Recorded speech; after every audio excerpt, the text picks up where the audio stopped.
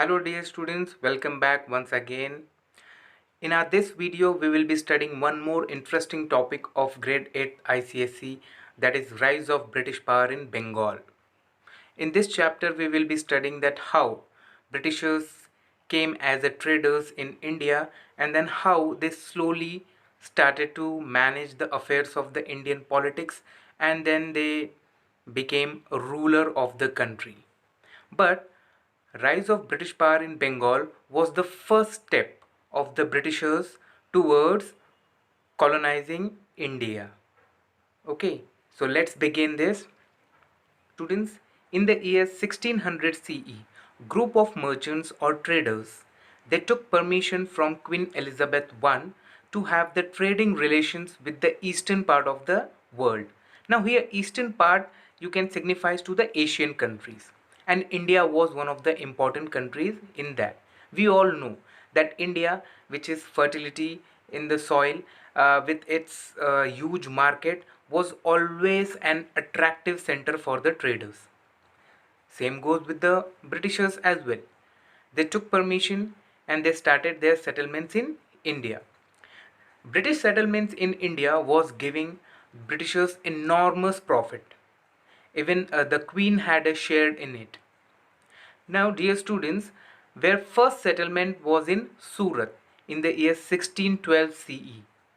Now, after Surat, there was one settlement which was the one settlement which was giving them enormous wealth or enormous profit, that encouraged them to have few more settlements. They were not manufacturing anything. It was only the godowns where or the storerooms where they can keep the goods. Two things were very much popular in the British settlements in India. First, they had the godowns and the storerooms for the raw materials which they will be taking back to the Britain, and the finished product which they brought from England or Britain and to sell into the market of India. The only two things they were doing at the initial phase when they came in India and they settled in India. But before studying these things in detail, we would see the settlements of the Britishers after Surat. Dear students, as you can see in this Indian map, the early settlements of the British East India Company in India. Surat was the first settlement in 1612 CE. Baroch, Ahmedabad by 1623 CE, by Masulipatam as well. They had trading centers. Bombay, Madras, Agra, and Calcutta. These were the trading settlements of the British East India Company in the initial days. We will be discussing about the Calcutta settlements later on, but it was really very interesting that how could in such a short span of time British East India Company manage to have so many trading centers in India. Not only that, dear students, later on Bombay, Madras, and Calcutta, it became the three trading centers or three presidencies. Okay, three different presidencies which gave the Britishers a chance to rule or capture entire India. Dear students, as the map says, we have already seen the settlements of India. Surat by 1612, where only a factory was trading settlement was there, of warehouse for goods where they can keep the records.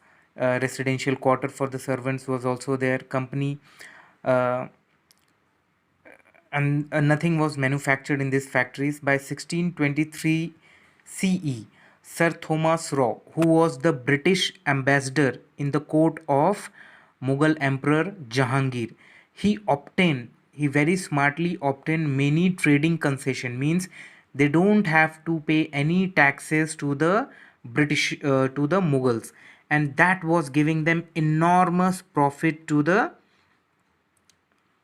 British East India Company. by 1639, Madras was given by the British local ruler, and they established a trading settlement which they fortified, means they made fort and named at Fort St. George. In 1688, Charles II gave the company, Charles II was the ruler of that part, at the nominal rent of £10 per year, the island of Bombay. Means he gave Bombay as a nominal rent, on the rent, okay, Portuguese, when he, which he has received as a dowry. Dowry means in Hindi we called as Dahej, that is a marriage gift. Okay, was considered as a marriage gift. Now it is banned in many area. In the course of Bombay, which it became a chief settlements of British on the western coast, on the western part of India. In 1619, British trading settlement was established and fortified in Calcutta, named at Fort William. British settlements in India was very smooth, as they used to take permission from the Indian rulers and then they used to make settlements in India.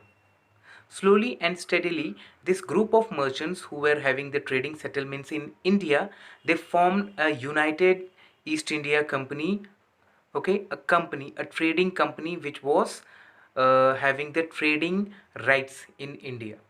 Slowly, this trading rights became so strong that the Britishers started interfering in the internal political matters of India, as now they had already lived for almost 100 years. They had realized that the Indian rulers were not united with each other. They were mostly at war, or rather than they were competing with each other. So they took advantage of it. They supported one Indian rulers against the other Indian rulers, and in return they got the trading, you can say free trading rights.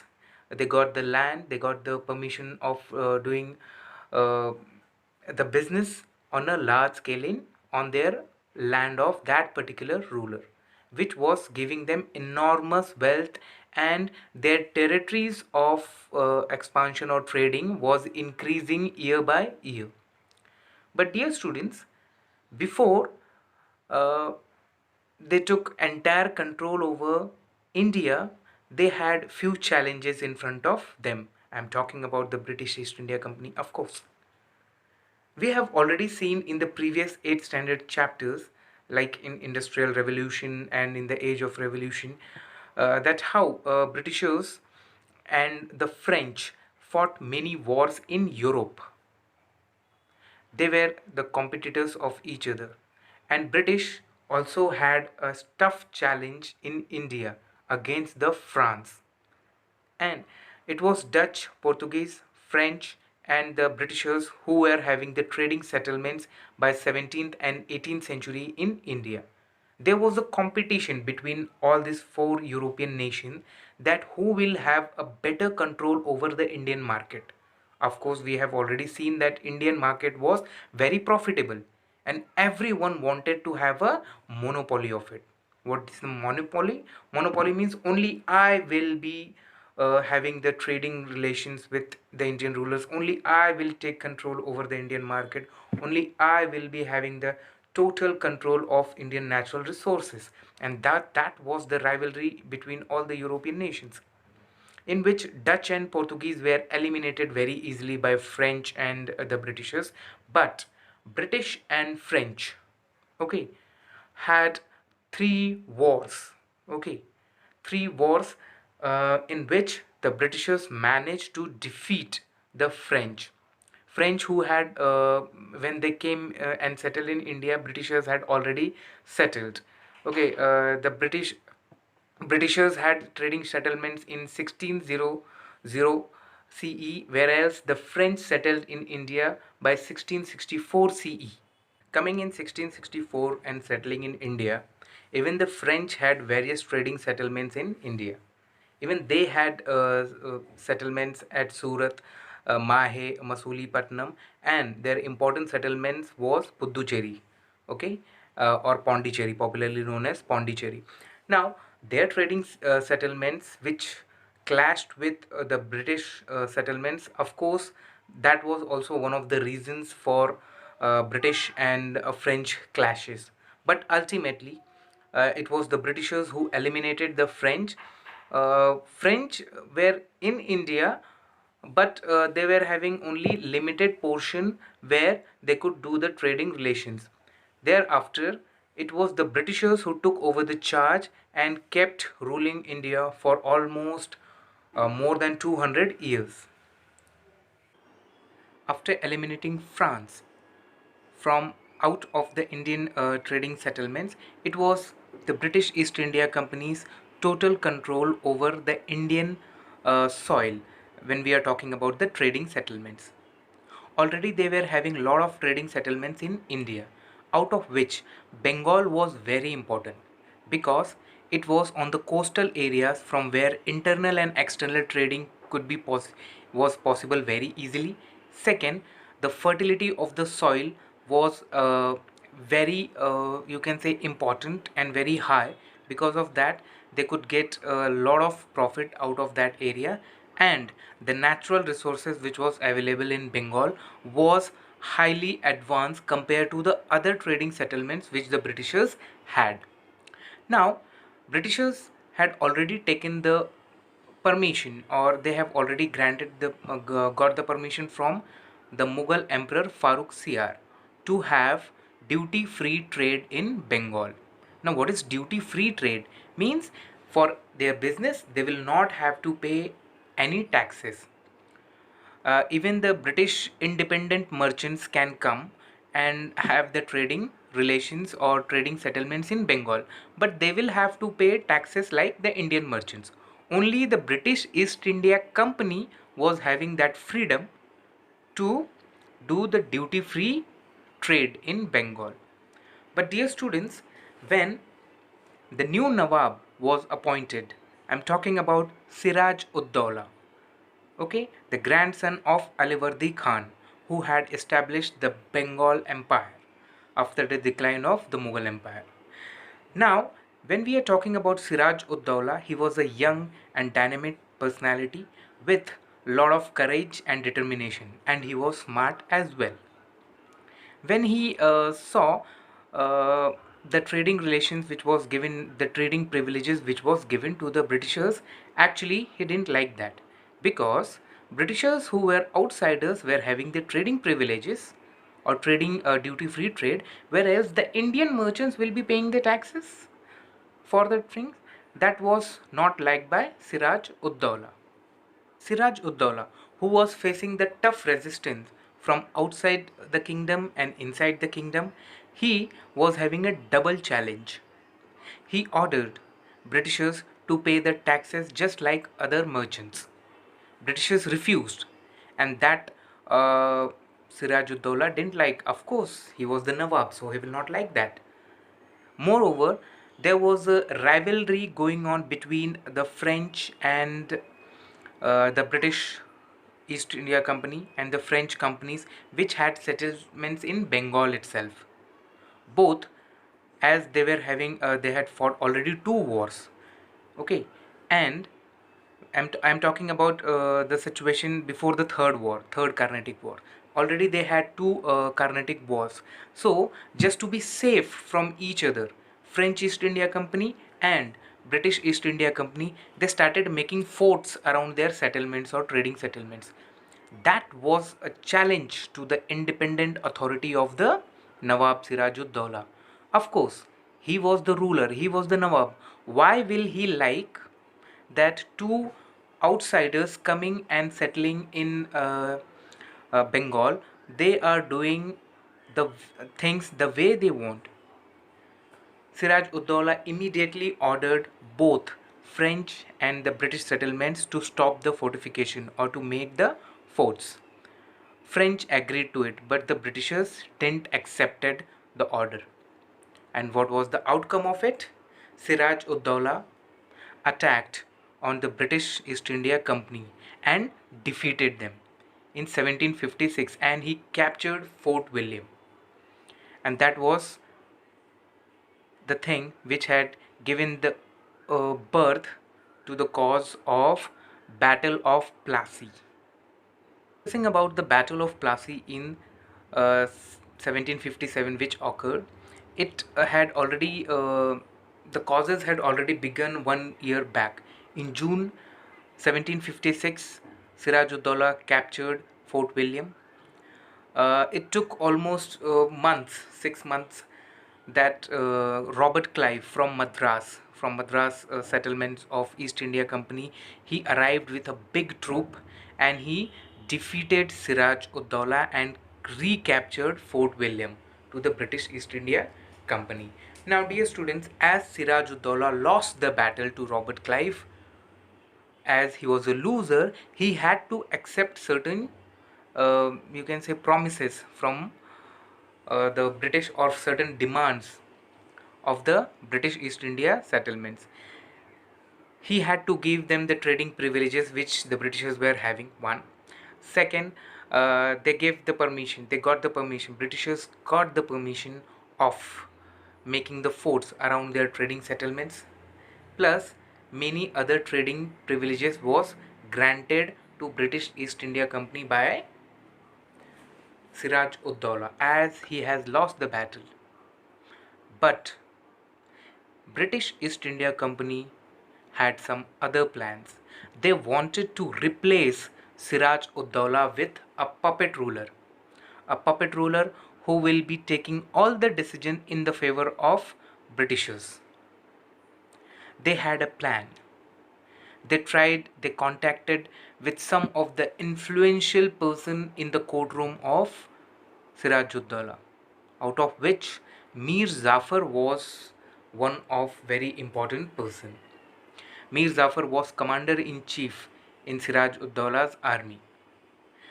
Mir Zafar and British East India Company had a secret tie-up that when there will be a war between the British East India Company and Siraj-ud-Daulah, so Mir Zafar will help British East India Company.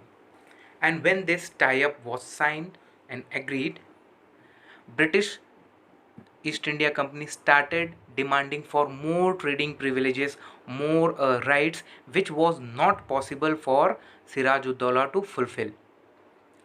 War became inevitable or necessary again for Siraj-ud-Daulah to crush the power of the British East India Company. And yes, they met in 1757 in the Battle of Plassey. And as students, you remember, just now I said that there was a tie-up between Mir Zafar and British East India Company. Mir Zafar, on the day of war, with his 50% of the soldiers, didn't participated in the war. Siraj-ud-Daulah, with his 50% of the soldiers, could not defend himself and he had to flee away. He had to run from the battlefield. Now, he had lost the battle, he was caught and he was killed. Battle of Plassey gave Britishers a total control over Bengal. A puppet ruler, Mir Zafar, was appointed as the secret tie-up between them before. Mir Zafar gave 300 lakhs, means modern day 3 crores of rupees, as a war compensation to the Britishers. And of course, Britishers got lot of trading rights. They were already having, but they got more trading rights. They got the permission of collecting the revenue as well to certain areas. Revenue here means profit. Okay, taxes from the farmers and the other stuff. Plus, whatever the Britishers will demand, this puppet ruler Mir Zafar will have to fulfill that. And that was the result and the importance of the Battle of Plassey, which ultimately went into the side of the British East India Company. Mir Zafar had other plans. Although he had a secret tie-up with the British East India Company, but even he was smart, even he wanted to take certain decisions by his own, but it was not possible for him.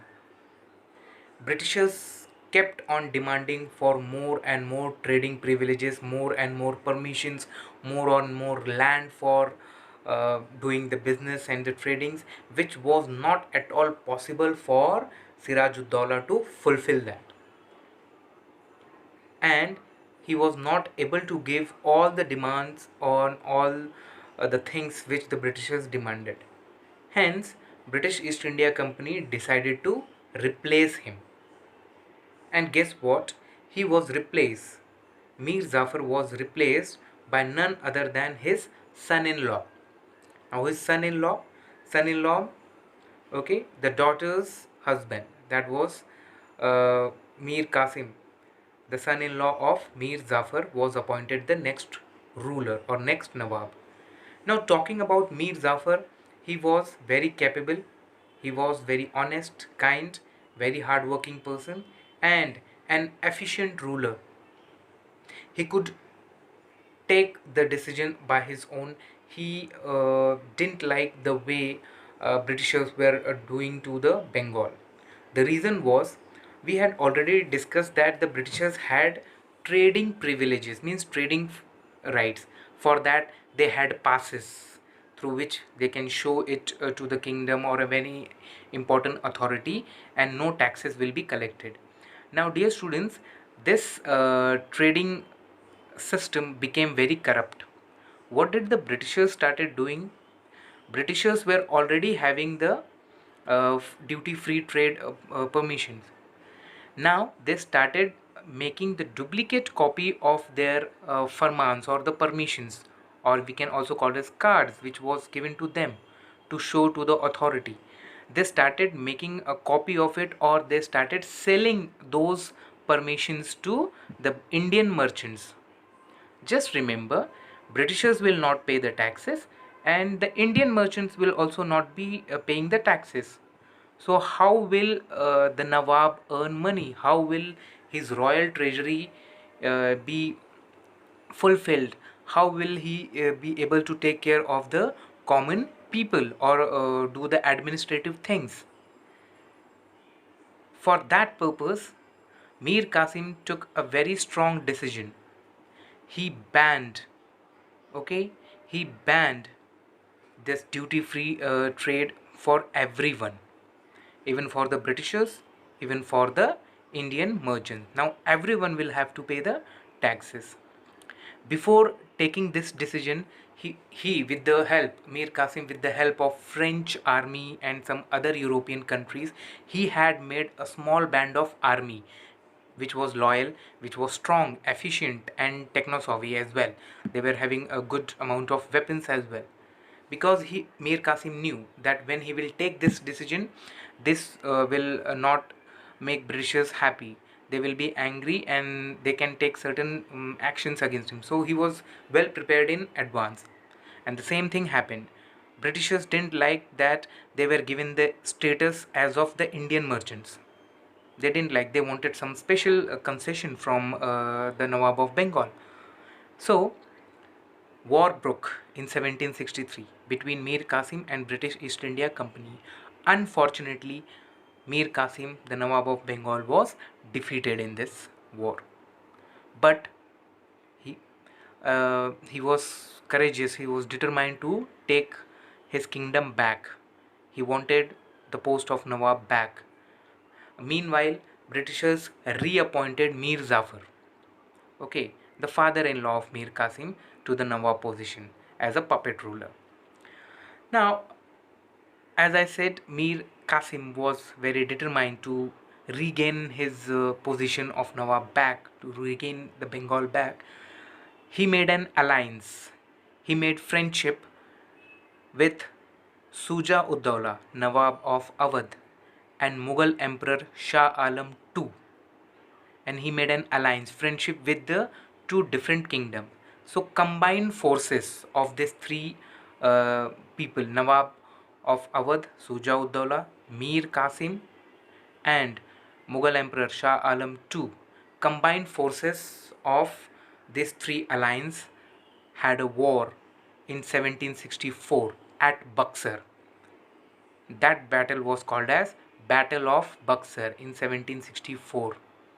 Dear students, three combined forces was not able to defeat British East India Company, and that gave,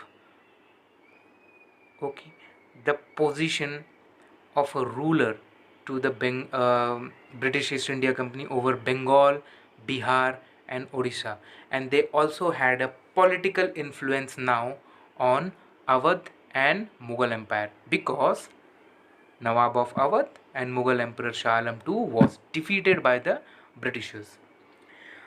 After the battle of Buxar, after the war of Buxar, Britishers killed Mir Qasim, but they left Suja ud Dawla, Nawab of Awadh, and Mughal Emperor Shah Alam II alive. Now, that was a very tactical move. Why did that happen? A treaty was signed, an agreement was signed between Shah Alam II and Suja ud Dawla with the East India Company. That treaty was called as Treaty of Allahabad. Now, according to the Treaty of Allahabad, um, British East India Company gave Awadh back to Nawab Suja ud Dawla. They gave back, we don't want your kingdom. But they kept Allahabad and Kora, two important part of that kingdom, with the British East India Company. And they also demanded for 50 lakh rupees as a war compensation from Suja ud Dawla, the Nawab. And dear students, this Allahabad and Kora, which they had taken from Suja ud Dawla, they gave to the Mughal Emperor Shah Alam II. That it is as a gift, as a friendship gift from us. This too, and they gave 26 lakh rupees annually, means yearly. 26 lakh rupees as a annual pension to the Mughal Emperor. Now, Mughal Emperor will be only for the namesake, and the decision will be influenced by the Britishers.